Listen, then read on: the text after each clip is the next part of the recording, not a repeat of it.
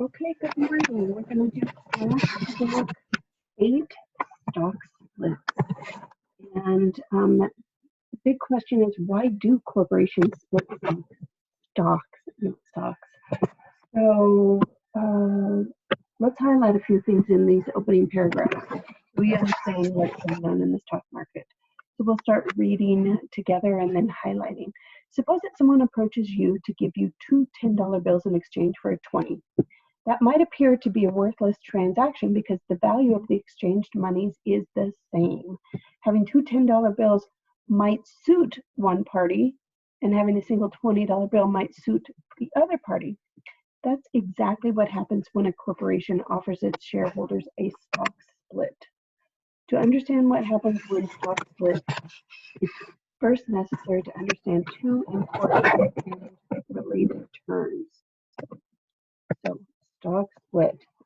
Outstanding shares and market capitalization. The total number of shares issued by a corporation that are in investors' hands, those are called outstanding shares. The total value of all a company's outstanding shares is its market capitalization. So when a stock is split, a corporation changes the number of outstanding shares while at the same time it adjusts the price per share so that the market cap remains unchanged. So this is why they do it. Well, not really why they do it, what happens when they do it. Why would a corporation institute a split if it's a monetary non-event? Many say that the reason is perception. The psychology of a split depends on the type of split. So we're going to have a couple types. In a traditional stock split, the value of a share and the number of shares are changed in such a proportional way that the value decreases as the number of shares increase while the market cap remains the same. Again, there's not there's a monetary non-event is what they call it. These types of splits are announced in the form of an A for B, where A is greater than B. For example, one of the most common traditional splits is a 2-for-1 split.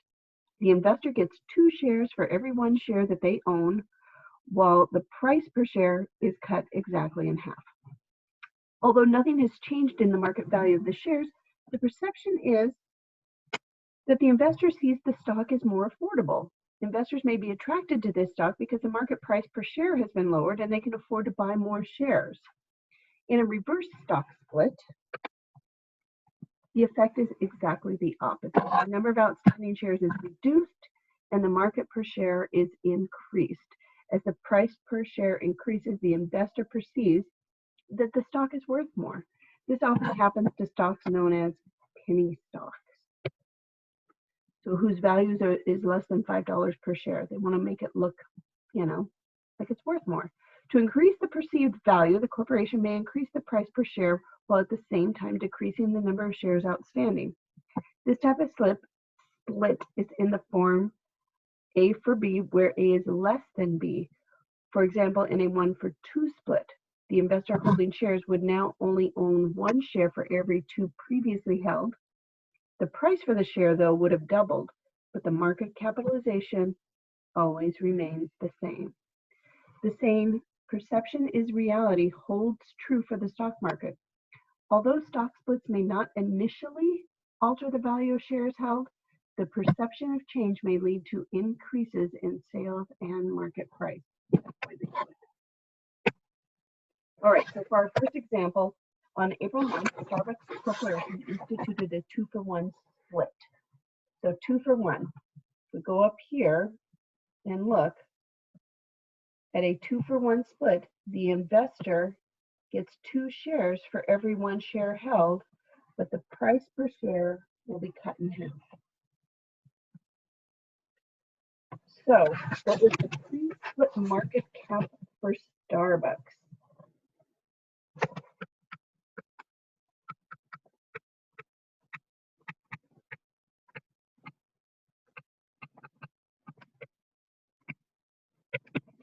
Pre-split market cap is the number of shares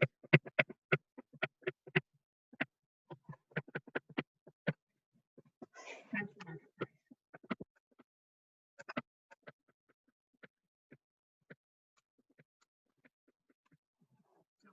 going to prove that it's a monetary non-event. That's going to equal, this is crazy math, 749 million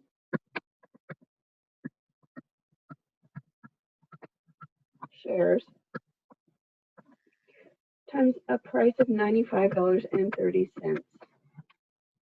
So that's going to end up being, if you plug it in your calculator, it might not go to this height, but it's going to be 71,379,700,000 dollars.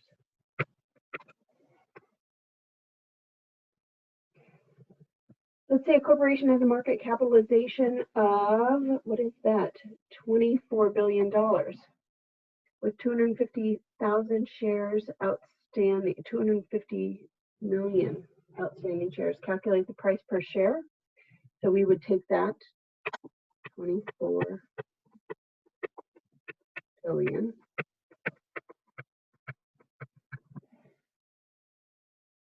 equals 250 million times the price, divide both sides by that 250, and our price per share is $96 for that particular stock.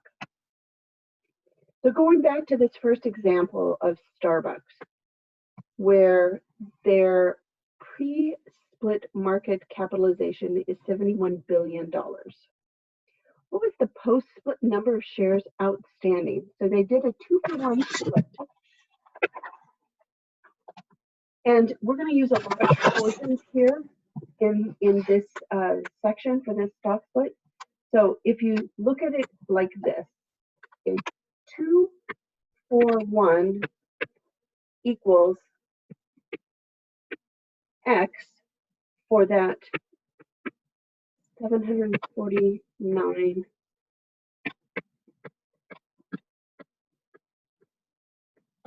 million shares. So after the split, doing cross product, after the split, you're going to have 1.498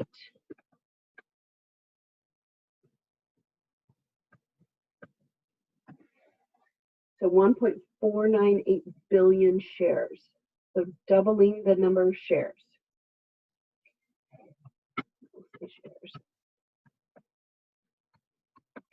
All right. Qualcomm issued a 4-for-1 split in November. After the split, Elena owned 12,800 shares. How many shares had she owned before the split? So in this case, X would be the 12,800. So we're going to do a 4-for-1. And in this case, we're looking for the original shares. Elena now has 12,800 shares. So again, doing cross product for X equals 12,800, dividing both sides by 4. Before the split,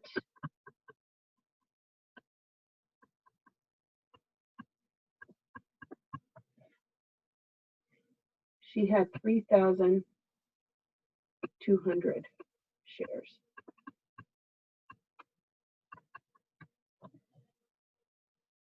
So going back again to Starbucks, what was the post-split market price per share? Well, if we're doubling the shares, we're halving the price, correct? So 1/2 of that $95.30 is $47.65.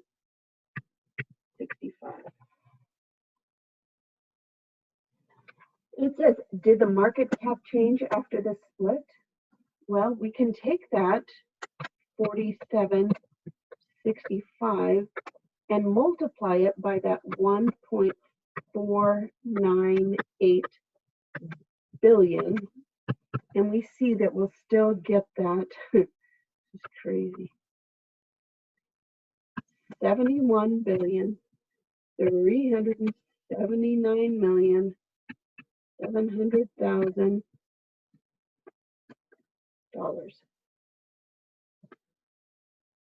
Just like here. So that pre-market capitalization stayed the same. In October, Johnson Controls Incorporated instituted a 3-for-1 split. After the split, the price of one share was $39.24.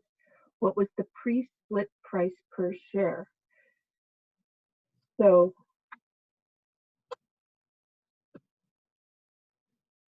if we're doing shares, notice our ratio 4-to-1. But if we're doing price, notice our ratio flips, because double the shares, half the price. And so if we're looking for the price, we're going to need to flip it. The price triples, right? 39.24. So that's going to give you 32. So before, each share was $117.72. After the split, the shares were $39.24. But now you've got 3 times as many shares as you're used to. So here's our post-split market price and number of outstanding shares formulas. Citigroup instituted a 1-for-10 reverse stock split. So they're reducing the number of shares out there. Before the split, the share price was $4.48. So remember, this is the penny stocks that they want to make look like they're worth more. So there were 29 billion shares out there.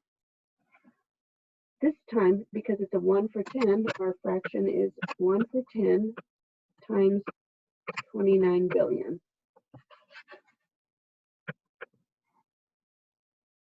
So we're going to have 1/10 of the shares out there, which now makes that 2,900,000,000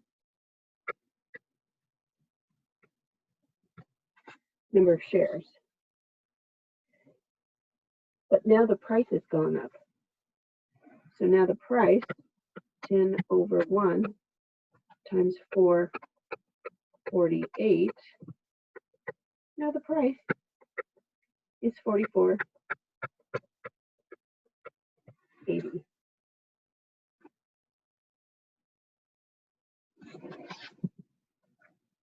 Major drugstore chain, whose stocks are traded on the New York Stock Exchange, was considering a 2-for-5 reverse split.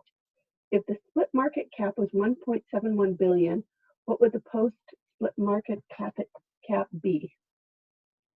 So let's think about that. They're considering a 2-for-5 reverse split. If the pre-split market cap was $1.71 billion, what would the post-split market cap be?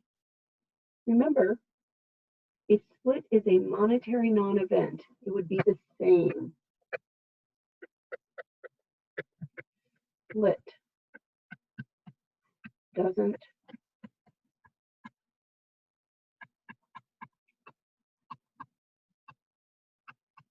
change cap. Okay, so suppose before a stock split, a share was selling for $2.35. After the stock split, the price was $7.05 per share. What was the stock split ratio? So the price went up, which means the number of shares did what? We're going to put 235 over 7.05. When we put that into the magic calculator, we're going to get 0.333. It was a 1/4 3 split. Remember, if the price goes up, then the shares went down. Fractional parts of shares. There's going to be some homework problems like this, so you want to make sure that you understand. The previous examples had shares that could be split into whole number amounts. In reality, this may not be the case. Often the split would create a fractional part of a share. In other words, there's less than 1 share remaining when this happens. And when this happens, the corporation is going to buy that fractional share at the current market price. So you'll probably get a little check for that fractional share. So Steve, and pardon my spacing, we're just going to do example 5 here, and then we'll do the understanding off to the right. Steve owned 942 shares of a manufacturing company. On January 3rd, there was a 5-for-4 split announced. The stock was selling at $56 per share before the split. So let's see how Steve was affected by the split. So a 5-for-4 of 942 shares is going to give him 1,177.50 shares. So we've got a fractional share here. 4/5 of that price of $56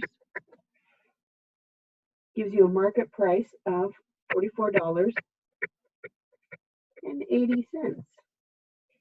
So for that fractional share, that 0.5 times the market share of $44.80, Steve's going to get a check for $22.40.